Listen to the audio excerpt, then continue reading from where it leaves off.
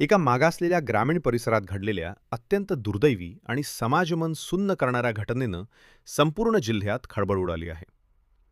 जन्मतः दृष्टीहीन असलेल्या अल्पवयीन मुलाचा संशयास्पद मृत्यू झाल्याची माहिती समोर येताच नागरिकांमध्ये संतापाची लाट उसळली असून या प्रकरणात मुलाच्या आईवर गंभीर दुर्लक्ष व शारीरिक मानसिक छळाचे आरोप करण्यात आले आहेत.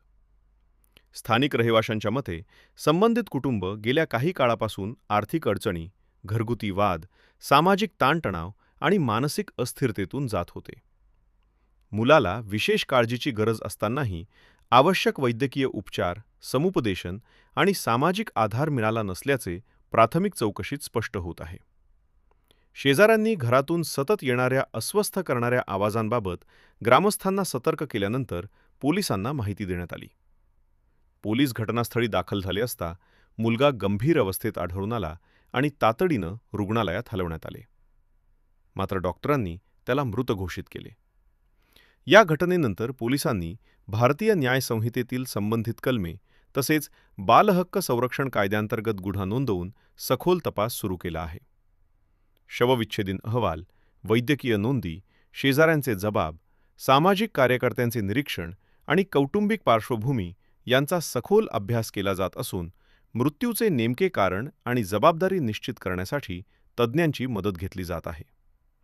प्रशासनानं स्पष्ट केले आहे की तपासात कोणतीही व्यक्ती दोषी आढळल्यास कठोरात कठोर कारवाई केली जाईल. या घटनेनंतर बालहक्क संघटना, दिव्यांग कल्याण समित्या आणि सामाजिक कार्यकर्त्यांनी प्रशासनावर टीका करताना विशेष गरजा असलेल्या मुलांसाठी प्रभावी देखरेख यंत्रणा, नियमित घरभेटी, पालकांसाठी मानसोपचार समुपदेशन, आर्थिक सहाय्य योजना आणि स्थानिक पातळीवर तात्काळ हस्तक्षेप करणारी यंत्रणा उभी करण्याची मागणी केली आहे. तज्ज्ञांच्या मते केवळ कायदेशीर कारवाई पुरेशी नसून समाजानं अशा कुटुंबांना वेळेत ओळखून मदतीचा हात देणं गरजेचे आहे. पोलीस व प्रशासनानं नागरिकांना आवाहन केले आहे की कोणत्याही मुलावर अत्याचार, दुर्लक्ष किंवा धोक्याची शक्यता जाणवताच त्वरित हेल्पलाईन, पोलीस किंवा बालकल्याण अधिकाऱ्यांशी संपर्क साधावा.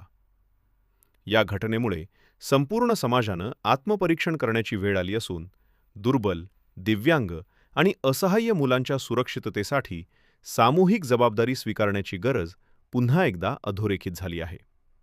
धन्यवाद.